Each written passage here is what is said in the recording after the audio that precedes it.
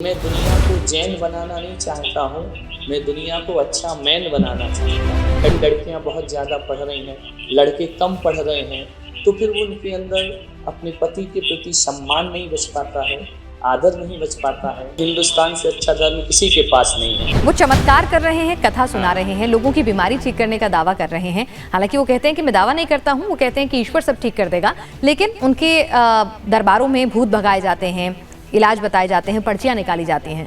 तो आप इसको कितना सही मानते हैं, किस तरह से देखते हैं? लोगों को लाभ हो रहा है या नहीं हो रहा है? हजारों लोग उनके दरबार में जा रहे हैं, बैठ रहे हैं, अपनी बातें रख रहे हैं, कोई दुख दर्द बता रहा है। आदमी को तो आम खाने से मतलब होना चाहिए, पेड़ की जड़ों से मतलब नहीं होना चाहिए। इतिहास को उठा करके देखो, हमारे मंदिर लूटे गए, हमारे तीर्थ लूटे गए, हमारे धर्म का परिवर्तन किया गया। मौजूदा सरकार जवाब है, प्रश्न नहीं है। यानी पीएम मोदी और योगी जी जिस तरह से सनातन को लेकर जो भी काम कर रहे हैं, वो आप उनको रजामंदी देते हैं? आपको लगता है वो सही कर रहे हैं? हाँ, सही कर रहे हैं, क्योंकि हमारे धर्म का प्रचार प्रसार हमारे ही देश में नहीं करेंगे तो क्या पड़ोस में जाकर के करेंगे। जब हिंदू आता है तभी धर्मनिरपेक्ष देश होता है। जो वर्षों में नहीं हुआ वो काम उन्होंने करके दिखाए हैं। हमेशा हिंदुओं का शोषण होते रहा है। इतिहास को उठा करके देखो, आज हम दिगंबर जैन संत हैं, हम भी सड़कों पर एक समय वह था जब निकल नहीं पाते थे, क्योंकि ये देश है हमारा, ये हमारी संस्कृति है। जब से योगी और मोदी इस देश में आए हैं, हम पूरे देश में स्वतंत्र विचरण करते हैं। जैसा कि हमारे शो के नाम से ही विदित है, क्या कहता है सनातन, तो मुनिवर हम आपसे समझना चाहेंगे कि इस भागती दौड़ती जिंदगी में दान का, दीक्षा का और शिक्षा का क्या महत्व है? देखिए, भारत सनातन धर्म प्रिय देश रहा है और सदियों से यहाँ पर अध्यात्म की गंगा बही है। और कह सकता हूँ कि जिन मुल्कों में सनातन धर्म नहीं है, जिन मुल्कों में अध्यात्म नहीं है, भारत का चिंतन नहीं है, भारत का दर्शन नहीं है, उन मुल्कों के हालात, पड़ोस के हालात आप और हम सब देख रहे हैं। आज जो भी बची खुची मानवता इस धरती पर है, तो वह हमारे अध्यात्म की वजह से है। इंसान इंसान को पहचान रहा है, इसमें भी अध्यात्म का बहुत बड़ा हाथ है।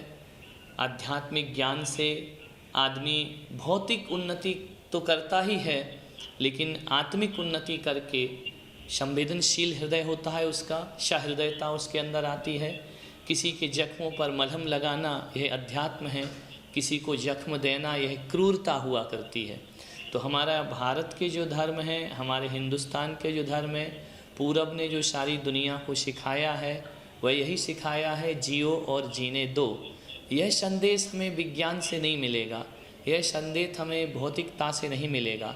इस भागती दौड़ती दुनिया को यदि सुकून, शांति और अमन चैन चाहिए तो अध्यात्म की डगर में उसको आना ही पड़ेगा।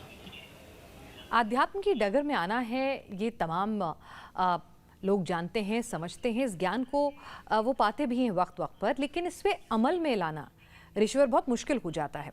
क्योंकि आपको इस भागती दौड़ती ज़िंदगी में अपने लिए 2 जून की रोटी भी जुटानी है, अपने सर पर छत भी जुटानी है, कंपटीशन बहुत ज़्यादा बढ़ चुका है, तो ऐसे में अपनी नौकरी को भी बचाना है। तो ऐसे में इस सब के बीच में और परिवार का पालन पोषण भी करना है, इस सब के बीच में हम अपने ईश्वर से कैसे नज़दीकी लाएं? क्या तरीका हो वो? देखो, कभी हमारी संस्कृति में राजा जनक भी हुए। वह तो सम्राट थे, मिथिला के नरेश थे। वह भी घर में रह कर के विरक्त और वैरागी होते थे।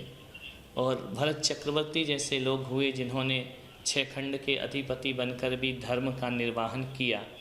और हम ये कह सकते हैं कि यदि आदमी हकीकत में, हर व्यक्ति बोलता है मुझे शांति चाहिए, सुकून चाहिए, लेकिन वो बोलता ही बस है, उसे चाहिए नहीं। वो सारी अशांतियाँ बाज़ारों से खरीद करके लाता है।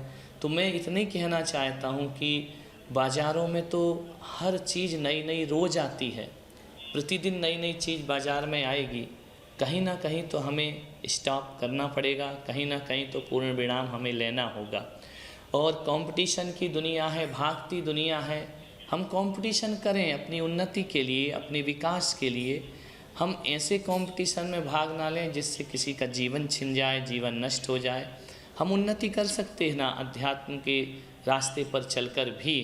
एक बार आदमी सोच ले कि मुझे जीने के लिए क्या चाहिए, कितना चाहिए और क्यों चाहिए। जब तक हमारी ज़िंदगी का एक टाइम टेबल सेट नहीं होगा, जब तक हम अपनी ज़िंदगी का पूरा एक कार्यशैली को निर्धारित नहीं करेंगे, तब तक हम इस भागती दुनिया से रुक नहीं सकते हैं। तो हमें इतना ही सोचना है कि इतना ही आदमी ये नहीं कहता है भारत का अध्यात्म कि हम गरीब हो जाएं, हम निर्धन हो जाएं, हमारा देश पिछड़ा हुआ देश हो जाए। नहीं, हम उन्नति करें, लेकिन भौतिक संसाधनों का उपयोग मानवता के निर्माण में, मानवता के सृजन में करें, तो हम राम राज्य जैसा जीवन जी करके अपने जीवन को सार्थक कर सकते हैं। जी, जीवन के लिए राम राज्य और राम के आदर्श जो हैं वो बताए गए हैं, लेकिन एक चीज़ मैं आपसे यहाँ समझना चाहूँगी कि क्या कट्टरता की जगह सनातन में है? सनातन शांति प्रिय धर्म है, लेकिन जिस तरह से अपने इर्द गिर्द हम देखते हैं कि लोग बहुत ज़्यादा अपने धर्म को लेकर बहुत ज़्यादा एग्रेसिव होते हैं, बहुत ज़्यादा कट्टर होते हैं, तो सनातन और कट्टरता आपस में कहीं जुड़ते हैं। क्या एक सनातनी को कट्टर भी होना चाहिए या फिर वक्त की ज़रूरत ऐसी है? देखिए, धर्म में कट्टरता नहीं हुआ करती, धर्म तो सहृदय हुआ करता है। लेकिन धर्म जब किसी संप्रदाय से बन जाता है, किसी पंथ से बन जाता है, तो फिर कट्टरता शुरू हो जाया करती है। हम डायरेक्ट कह सकते हैं कि मुसलमान अपनी तरह से इबादत करे, हमें क्या परेशानी हो सकती है। हिंदू अपनी तरह से पूजा करे, हमें क्या दिक्कत हो सकती है। सब अपने धर्म को अपनी अपनी तरीके से दिए। लेकिन जब कोई व्यक्ति अपने धर्म को सर्वोपरि मानता है और दूसरों के सिद्धांतों को समझना नहीं चाहता है, हर व्यक्ति के अपने अपने तरीके हैं धर्म को जीने के। लेकिन मैं जहाँ तक देखता हूँ कि ये कट्टरता जो आती है वो धर्म से नहीं आती है, वो व्यक्तिगत अहंकार आदमी के होते हैं, उनका ईगो आड़े आ जाता है जो कट्टरता पैदा करता है। दो धर्म आपस में कभी नहीं लड़ते हैं, दो अहंकार आपस में लड़ते हैं। दो संप्रदाय आपस में झगड़ा नहीं करते हैं, दो व्यक्ति के अहंकार आपस में झगड़ते हैं। राम और रावण के बीच झगड़ा नहीं था, उनके अहंकार का झगड़ा था। यदि अपने अहंकार को मार देता है, और मैं ये कहना चाहता हूँ कि हर धर्म शांति और सौहार्द का संदेश देता है। दुख इस बात का है कि ना तो हम हिंदू धर्म वाले अपने धर्म को ईमानदारी से जी पा रहे हैं, ना इस्लाम वाले अपने धर्म को ईमानदारी से जीते हैं, ना जैन अपने धर्म को ईमानदारी से जीते हैं। धर्म के संस्थापक तो बहुत महान हुए, लेकिन धर्म को जो फॉलो करने वाले लोग हैं ये अपने धर्म के साथ बेईमानी करते हैं, और जहाँ बेईमानी होती है वहाँ कट्टरवाद होता है। बहुत सुंदर बात कही आपने। और इन दिनों एक धर्म परिवर्तन का भी दौर चल निकला है। पैसे से ब्रेन वॉश करके और प्रचार प्रसार करके किसी धर्म में कम, किसी में ज़्यादा, ये सब एक होड़ लगी हुई है।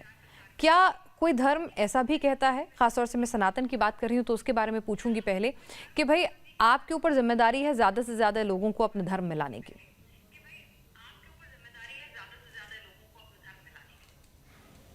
देखिए, हम अपने धर्म का प्रचार कर सकते हैं। हर धर्म में कोई ना कोई अच्छी बातें होती हैं, वो ग्रहण कर सकते हैं। इस्लाम में भी कुछ अच्छी बातें हम ग्रहण कर सकते हैं, वैदिक धर्म में अच्छी बातें हम ग्रहण कर सकते हैं। हर धर्म में अच्छी बातें ग्रहण करना चाहिए। लेकिन जहाँ तक मैं कहूँ कि दुनिया में एक जैन धर्म ऐसा है जो अपने विचारों को तो जीने के लिए बोलता है, लेकिन अपने क्रियाकांड को, अपने भेष को और अपने धर्म परिवर्तन की बात नहीं करता है। अहिंसा कौन से धर्म में मना है? सत्य कौन से धर्म में मना है? आचौर्य किस धर्म में मना है? शील व्रत का पालन करना, ये तो सभी धर्म कहा करते हैं। यदि धर्म के सिद्धांतों को जिएं, हम अहिंसा को फैलाने का प्रयास करें। मैं तो अपने प्रवचन में यही कहता हूँ कि मैं दुनिया को जैन बनाना नहीं चाहता हूँ, मैं दुनिया को अच्छा मैन बनाना चाहता हूँ। जो अच्छा मैन होता है वही धार्मिक हुआ करता है। तो मैं यही कह रहा हूँ कि हर आदमी अपने धर्म को अच्छे से समझकर जिए। तो कहीं भी ये संख्या बढ़ाना हमारा उद्देश्य नहीं होना चाहिए। हमारे तत्वों का चिंतन, हमारे सिद्धांत जो हैं वह प्रचारित होना चाहिए। जी, हम आपसे समझना चाहेंगे मुनि पुलक सागर जी के जैन धर्म को लेकर हम लोग कई बार देखते हैं रेस्टोरेंट में खास खाना होता है, जैनी फूड। जैन धर्म में कुछ विशेष तौर पे कुछ चीज़ों को खाने की पूर्णतः मनाही क्यों है? कई लोगों के मन में सवाल आता है, तो वो मैं आपसे समझना चाहूँगी। देखिए, उसके लिए सबसे बड़ी बात जो है, जैन दर्शन जो है अहिंसा पर टिका हुआ दर्शन है, वैचारिक शुद्धि पर टिका हुआ दर्शन है। और आदमी के विचार, जैन दर्शन मानता है कि आहार से विचार बदलते हैं। यदि आप इस तरह का तामसिक आहार करेंगे, आप मांसाहार करेंगे, तो पशुओं की प्रवृत्ति हमारे अंदर आ जाती है। ऐसा भोजन जिसमें हिंसा ज़्यादा होती है, तो हमारे विचार हिंसक हो जाया करते हैं। तो महावीर कहते हैं विचारों को पवित्र करने के लिए आहार भी एक महत्वपूर्ण चीज़ हुआ करती है। इसलिए आहार को शाकाहार, जीव हिंसा रहित आहार, इस पर बहुत जोर दिया है। क्योंकि कहा है जैसा खाओगे अन्न वैसा होगा मन, जैसा पियोगे पानी वैसी निकलेगी वाणी। जी, तो जिस तरह से गीता में तामसिक आहार और सात्विक आहार का जिक्र है, कमोबेश उसी सिद्धांत पर हम चलते हुए जैसा खाएंगे वैसा ही मन होगा। मुनि पुलक सागर जी, मैं आपके कई वीडियोस पुराने देख रही थी। एक वीडियो है जिसमें कहा जाता है ज़्यादा पढ़ी लिखी लड़की से शादी नहीं करनी चाहिए। उसका क्या अभिप्राय है? उसको कई मिलियन लोगों ने देखा है। देखो, कभी कभी क्या होता है कि ज़्यादा पढ़ जाते हैं तो आर्गूमेंट्स ज़्यादा हो जाते हैं, तर्क ज़्यादा हो जाते हैं। मैं ये नहीं कह रहा हूँ कि लड़कियों को नहीं पढ़ना चाहिए, पढ़ना लिखना चाहिए। मैं तो नारी शिक्षा का समर्थक हूँ। नारी ना पढ़े ऐसा नहीं, नारी आगे ना बढ़े ऐसा भी मैं सोच नहीं रखता हूँ। लेकिन कभी कभी आजकल क्या होता है कि तो शादियाँ बहुत लेट होती हैं, इतनी लेट हो जाती हैं कि उनके अंदर एडजस्टमेंट नहीं हो पाता है, एक दूसरे के प्रति समर्पण नहीं हो पाता है, तर्क के भाव ज़्यादा आ जाते हैं। कभी कभी आज के युग में देख रहे हैं कि लड़कियां बहुत ज़्यादा पढ़ रही हैं, लड़के कम पढ़ रहे हैं, तो फिर वो उनके अंदर अपने पति के प्रति सम्मान नहीं बच पाता है, आदर नहीं बच पाता है। और मैं सोचता हूँ कि शिक्षा से ज़्यादा संस्कार होना चाहिए, क्योंकि ज़िंदगी शिक्षा से नहीं संस्कारों से चला करती है। स्कूली शिक्षा तो कितने दिन की है, 10-12 साल की, 15 साल की। और आप भी जानते, मैं भी जानता हूँ कि स्कूल में जो पढ़ाया जाता है वो बहुत कम जो ज़िंदगी में काम आता हो। तो मैं ये चाहता हूँ कि लड़कियाँ संस्कारित हों, इसलिए लड़कियाँ संस्कारित हों। और क्या ये बात पुरुषों पे लागू नहीं होती? एक पति का घर जीना है और एक पिता का घर जीना है। ये पुरुषों पे भी लागू होगी, लेकिन पुरुषों का थोड़ा ईगो ज़्यादा हर्ट होता है और नारी थोड़ा समर्पण में जी लेती है। तो पुरुष में भी ऐसा लागू होता है। तो कम से कम यदि समान होते हैं तो समानता की भावनाएं पैदा होती हैं। दो में से एक ज़्यादा कम हो जाएगा तो फिर उनकी भावनाएं टकराती हैं। नारी स्वाभाविक रूप से समर्पण में जीती है। और मैं कहता हूँ कि जितना समर्पण नारी कर सकती है उतना कोई पुरुष नहीं कर सकता है। तो पुरुष में सहृदयता कम होती है, नारी में ज़्यादा होती है। तो मैं ये चाहता हूँ कि इतनी पढ़ी लिखी लाएं जो घर चला सकें, जो जीवन जी सकें, जो संसार को आनंदमय बना सकें, पैसे में, रुपए में, दिखावे में ना जाएं। इतना ही मेरा कहने का मतलब। यानी समर्पण की जिम्मेदारी सिर्फ नारी पर है। अगर वो ज़्यादा पढ़ लिख जाए और ज़्यादा कुछ अच्छा करे, घर का भरण पोषण अगर वही करने लग जाए तो वो सही नहीं है। नहीं, सही नहीं है, फिर टकरार होती है घर में। क्योंकि देखो, मैंने कहा ना कि पुरुष थोड़ा सहृदय कम होता है, उसका ईगो हर्ट ज़्यादा होता है, वो इतना समर्पण नहीं कर पाता है। क्योंकि वैसे भी कहो तो एक पुरुष प्रधान देश है, भले 21वीं सदी में नारी तरक्की कर रही है, लेकिन समर्पण तो दोनों तरफ होना चाहिए। मैं तो ये कहता हूँ कि जब लड़के लड़की की शादी होती है तो 7 वचन होते हैं उनके, उन 7 वचनों को अब थोड़ा 21वीं सदी में बदल देना चाहिए। उन 7 वचनों में एक वचन ये ज़रूर डालना चाहिए कि जब लड़के लड़की की शादी हो तो लड़का लड़की को एक वचन दे कि जब मैं आग बनूं तो तू पानी बनना, और जब तू आग बने तो मैं पानी बनूंगी। ऐसा यदि दोनों के बीच समर्पण हो जाए तो ज़िंदगी आनंद से चला करती जी। और बदलते वक्त के साथ क्या पुरुषों को भी अब इसको स्वीकारना नहीं चाहिए कि महिलाएं अब उनके बराबरी पर हैं? क्योंकि सनातन तो महिलाओं को बराबरी पर रखता है, नारी को वो देवी तुल्य मानता है। तो ऐसे में क्या अब वक्त नहीं आ गया है कि पुरुषों को भी अपनी ईगो और ये तमाम चीज़ें, क्योंकि आप जैसे संतों पर ही, आप जैसे मुनिवर पर ही ये जिम्मेदारी होती है कि लोगों को ये ज्ञान दें, बदलते वक्त के साथ वो भी बदलाव लाएं। बनस्पत इसके कि लड़कियां कम पढ़ें ताकि अच्छी शादी हो सके, ये बेहतर नहीं होगा कि लड़कियां अच्छे से पढ़ें, अच्छे से नौकरी करें और खूब तरक्की करें और पुरुष उसे पचाना सीख जाए?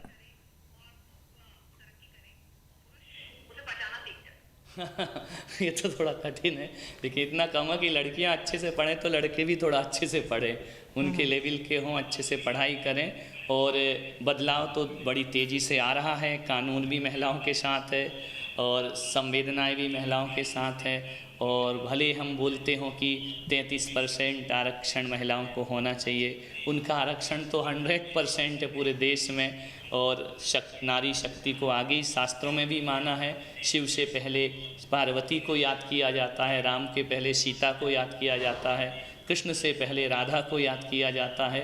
तो मैं कहता हूँ कि पुरुष में बदलाव आ रहा है, नहीं आएगा तो वक्त ला के दे देगा, और बहुत से लोगों में बदलाव हो भी रहा है। लेकिन जब दोनों अहंकार में होते हैं तो फिर बदलाव के रास्ते बंद हो जाते हैं। जी मुनिवर, एक आपके जो वीडियोस में देख रही थी, सुन रही थी, तो एक जगह हमने सुना कि भाई ज़्यादा अच्छे मत बनो, उसका भी नुकसान है। आमतौर पे तो हमें शिक्षा दी जाती है कि अच्छे बनो, अच्छे बनो, अच्छे बनो, लेकिन आप कह रहे हैं कि ज़्यादा अच्छे मत बनो, नहीं तो पछताओगे। ऐसा क्यों? आज की दुनिया कलयुग है। आज की दुनिया में राम का, कृष्ण का, महावीर का जीना बहुत मुश्किल का काम है। ज़्यादा अच्छे से मेरा मतलब है कि इतने अच्छे बनो कि इंसानियत को ना भूलें, इतने अच्छे बनो कि मानवता नष्ट ना हो जाए, इतनी भी ऊंचाइयां मत पाओ कि बड़ा हुआ तो क्या हुआ जैसे पेड़ खजूर, पंथी को साया नहीं फल लागे अति दूर। इतने भी बड़े और इतने भी महान बन के क्या होगे? क्योंकि जब आदमी बहुत ज़्यादा अपने आप में महान बनता है तो वह अपनी आदमियत को भूल जाया करता है। तो इतना तो रहे हम आकाश में उड़ें, लेकिन ज़मीन पे चलना नहीं भूलें। जी हम एक चीज़ और समझना चाहेंगे आपसे मुनि पुलक सागर जी, कि इन दिनों जो तमाम संत हैं, साधु हैं, कथावाचक हैं, गुरु हैं, उनको लेकर एक बहस भी छिड़ी हुई है कि वो लोग अपना एक अलग साम्राज्य बनाते हैं, अपने बड़े बड़े आश्रम बनाते हैं, फिर प्रोडक्ट्स लॉन्च करते हैं, तो धर्म भी कमर्शलाइज्ड हो गया है। आपका इस पर क्या कहना है कि उनके दरबार लगते हैं बड़े बड़े, एक अलग तरह से धर्म को देखा जा रहा है? धर्म जो है, देखो, युग के अनुसार सब कुछ बदलता है। आज का युग आधुनिक युग है, मीडिया का युग है, इलेक्ट्रॉनिक युग है। इसके अनुसार यदि वह धर्म का प्रचार करते हैं, हाँ गलत प्रचार करें तो फिर हमको ऑब्जेक्शन होना चाहिए, लेकिन संत तो अच्छा संदेश देते हैं, अच्छी बातें लोगों को बताते हैं। और आज का युग ही ऐसा है। आज एक साधारण सा संत हो, किसी जंगल में बैठ के बातें करे तो 2 आदमी उसके पास नहीं जाते हैं। तो मैं ये सोचता हूँ कि जब माल अच्छा है तो पैकिंग भी अच्छा होना चाहिए, क्योंकि पैकिंग का ज़माना है। नहीं तो पैकिंग अच्छी होती है तो माल कचरा है वह भी बिक जाता है, और अच्छी पैकिंग ना हो तो अच्छा माल भी नहीं बिका करता है। तो पैकिंग के ज़माने में हमें धर्म की पैकिंग बहुत अच्छा करना है। हमसे अच्छा धर्म तो हिंदुस्तान से अच्छा धर्म किसी के पास नहीं है, लेकिन हमारी कहीं ना कहीं पैकिंग बिगड़ जाती है तो लोग हमारे धर्म को स्वीकार नहीं कर पाते। तो पैकेजिंग का ज़माना है, तो आप बहुत ही आजकल के ज़माने के हिसाब से कह रहे हैं कि भाई बच्चों को आकर्षित करती है एक अच्छी खूबसूरत पैकेजिंग, तो वो होनी चाहिए और उन तक पहुंचनी भी चाहिए। इसी पैकेजिंग में एक धर्मगुरु हैं, शायद आपने उनका नाम सुना होगा, बाबा बागेश्वर।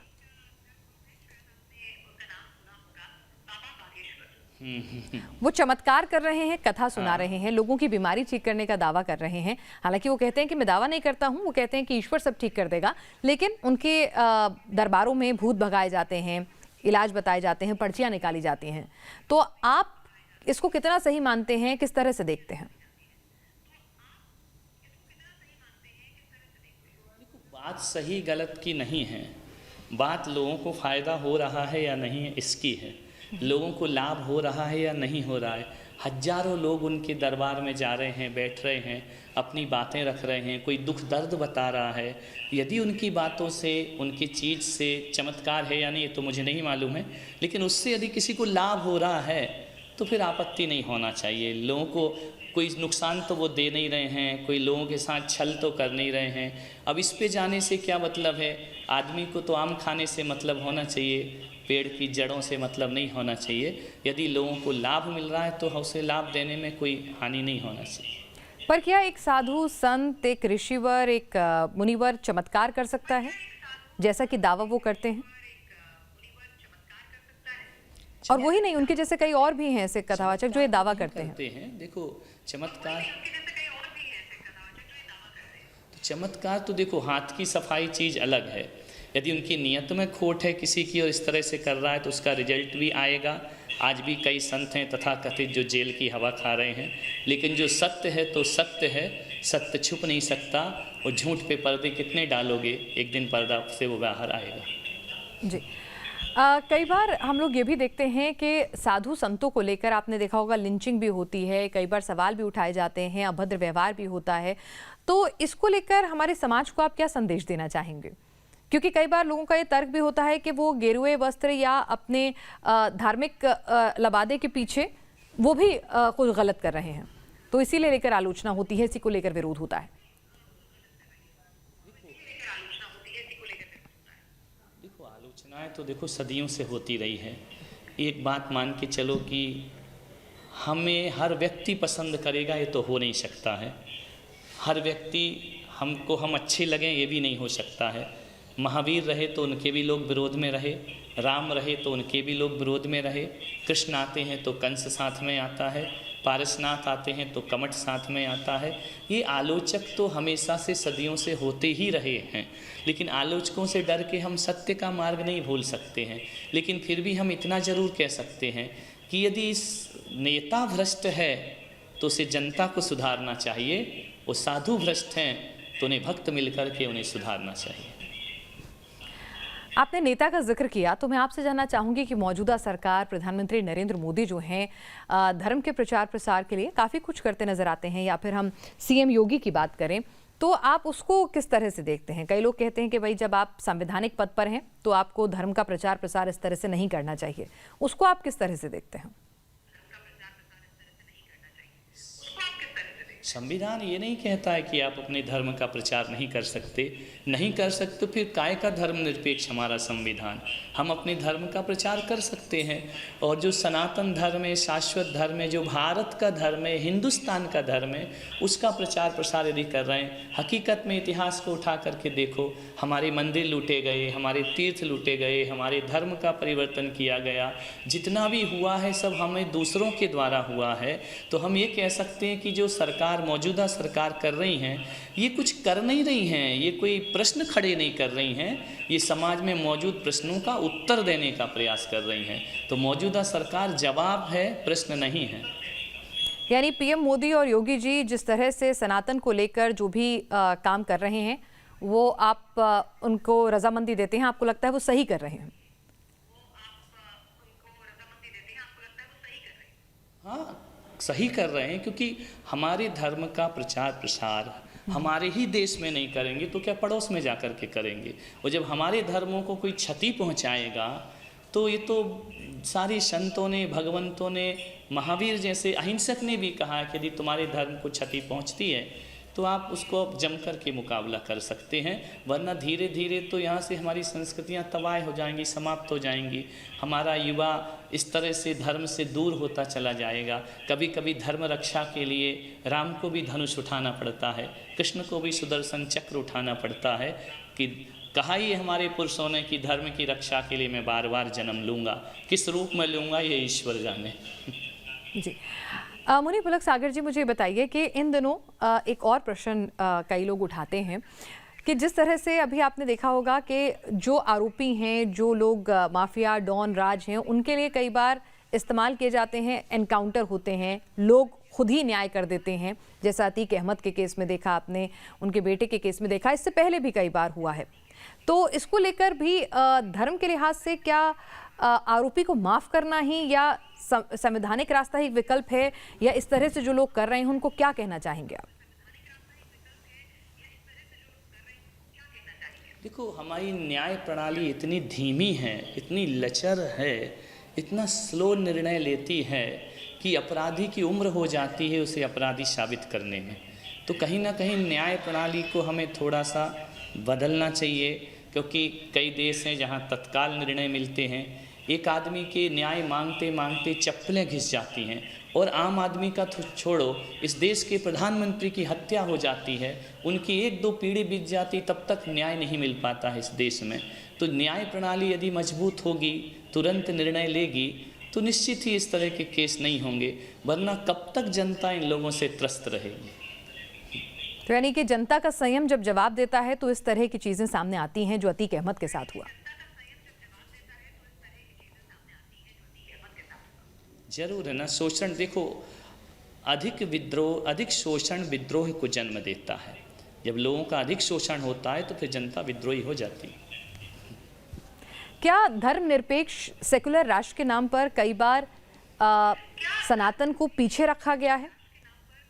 कई बार राजनेताओं ने अपने अपने हित साधने के लिए, अल्पसंख्यकों का वोट बैंक जीतने के लिए कई बार सनातन को, क्योंकि हिंदू सबसे ज़्यादा हैं, सबसे ज़्यादा उनकी तादाद है, नंबर जो है सबसे ज़्यादा है, तो कई बार उनको तुष्टीकरण की राजनीति की गई है। देखो, संतुष्टिकरण की राजनीति का एक अंग है ये वोट बैंक की जो राजनीति है, इसके बिना सरकार चलती नहीं है। लेकिन मैं इतना ज़रूर कहता हूँ कि किसी भी धर्म को बिल्कुल गिरा देना, डाउन कर देना, और वो धर्म जो हमारे सामने पैदा, उनको इतनी हाइट दे देना, और एक तरफ तीर्थों पर टैक्स लगाना, दूसरी तरफ उनके तीर्थ यात्रा के लिए सब्सिडी देना, एक तरफ हमारे तीर्थों, हमारे त्योहारों पे कहना कि रंग नहीं खेलो, दिवाली नहीं करो और आप रोशनी नहीं करो, एक तरफ उनके दूसरों के धर्मों को पूरा संरक्षण बढ़ावा देना। तो इस तरह का ये कोई राजनीतिक चीज़ निश्चित ही वोट बैंक की राजनीति है। लेकिन अब मैं सोचता हूँ कि वर्तमान में जो कुछ चल रहा है देश में, जो चल रहा है कि एक पहली बार है कि हिंदू अपनी शक्ति को पहचाना है, हिंदू अपनी ताकत को पहचाना है। विगत 75-80 साल के मुद्दों को इतने आसानी से सरकार ने निपटा दिया, जो एक मुद्दे थे नहीं, बना रखे थे वोट बैंक की राजनीति के कारण से। लेकिन मैं ये कहूँगा कि धर्मनिरपेक्षता की बात केवल जब हिंदू आता है तभी धर्मनिरपेक्ष देश होता है, बाकी दूसरी शक्तियाँ आती तब धर्मनिरपेक्षता कहाँ चली जाती है। मोदी योगी जी ने, इनकी जोड़ी ने क्या हिंदुओं को उनकी शक्ति का एहसास दिलाने और वापस दिलाने में किस तरह की भूमिका निभाई है? इन दोनों नेताओं को आप कैसे देखते हैं? आपके व्यू पॉइंट्स भी जानना चाहूंगी इन दोनों नेताओं को लेकर। देखो, दोनों नेताओं ने भारतीय संस्कृति को जीवित रखने का प्रयास किया है और संतों ने भी उन्हें आशीर्वाद प्रदान किया है कि जो वर्षों में नहीं हुआ वो काम उन्होंने करके दिखाए हैं। हमेशा हिंदुओं का शोषण होते रहा है, इतिहास को उठा करके देखो, हिंदुओं को गलत कहा जाता रहा है, हिंदुओं के साथ मारकाट होती रही है, उनकी चोटियाँ काटी जाती हैं, उनके मंदिर तोड़े जाते हैं। लेकिन कम से कम आज हम दिगंबर जैन संत हैं, हम भी सड़कों पर एक समय वह था जब निकल नहीं पाते थे, क्योंकि ये भेष है हमारा, ये हमारी संस्कृति है, ये भारतीय धर्म है। दिगंबरत महादेव शिव से दिगंबरत यहाँ पर चला आ रहा है, ऋषभ देव से दिगंबर। लेकिन कई स्थान ऐसे जहाँ हमें भी आज जाने में पाबंदी है, हम अपनी सभ्यता संस्कृति को लेकर वहाँ नहीं जा सकते हैं।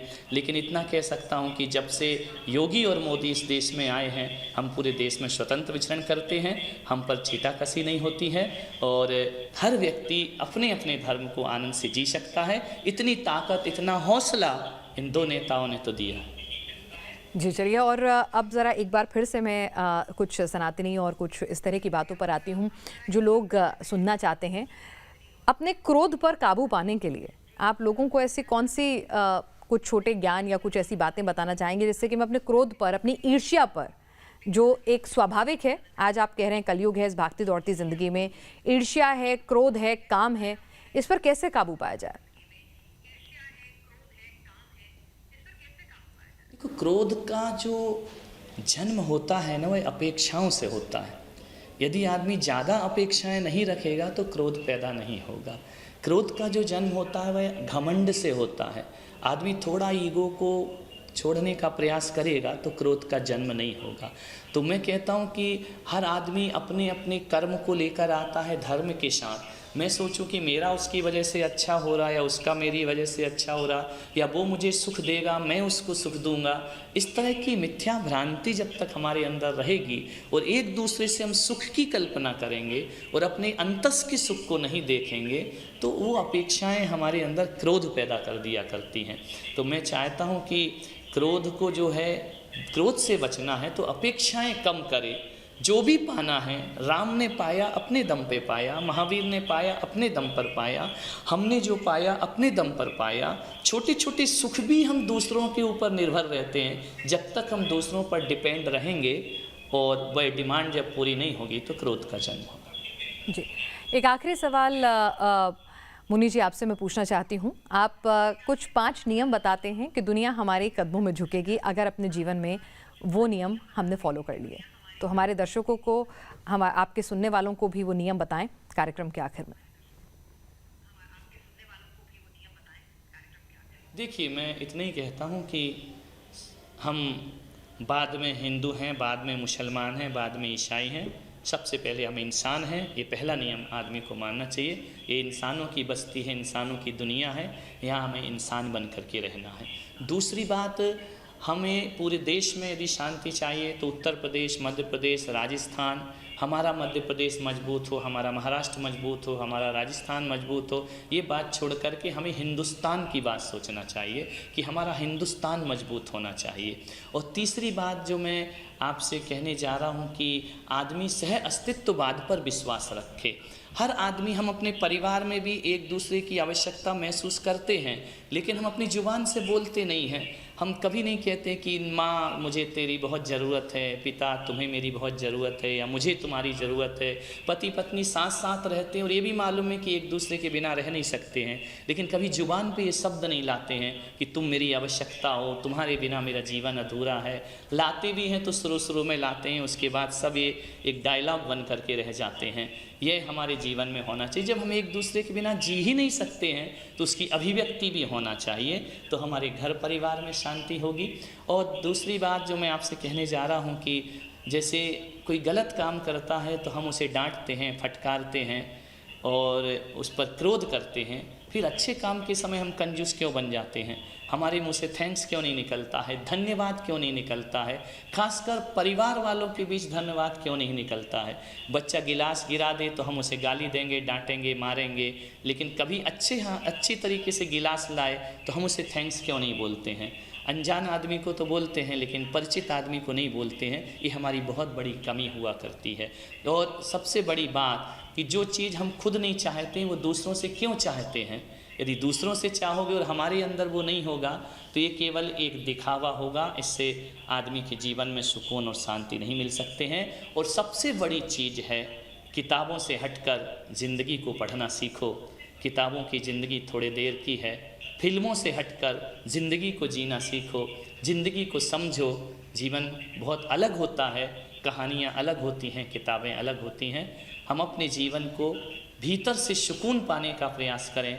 जब हम ही सुकून में नहीं होंगे तो दूसरों को भी हम सुकून नहीं दे सकते हैं। और अंतिम बात मैं ये कहता हूँ, पहले जीना सीखो, फिर दूसरों को जीने दो। जी, आपसे बात करिए, आपने तमाम मुद्दों पर खुल के बात की और कुछ ऐसी मार्गदर्शन भी किया लोगों का जिससे वो शायद इस कलयुग में, इस तनावपूर्ण जीवन में अपने लिए कुछ शांति पा सकें, ला सकें और अपने ईश्वर के और करीब आ सकें। आपका बहुत बहुत शुक्रिया अपना सानिध्य देने के लिए। धन्यवाद मैं आपका करता हूँ कि आपने मुझे लोगों तक मेरे विचार लाने के लिए मुझे माध्यम बनाया और मुझे लोगों तक पहुंचाने में आप कारण बने। बहुत बहुत आपका भी धन्यवाद है। आशीर्वाद है आपकी खुशहाली के लिए, अमन की खुशहाली के लिए।